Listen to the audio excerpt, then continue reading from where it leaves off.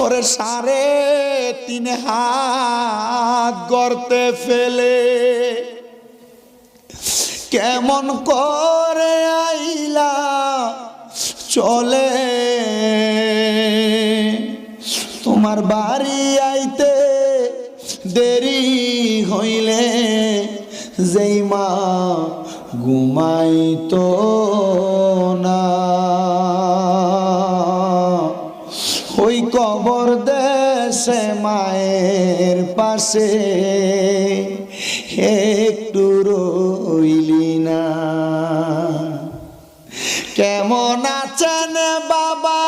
মনি, কেমন আছে মা জননী, একবার তো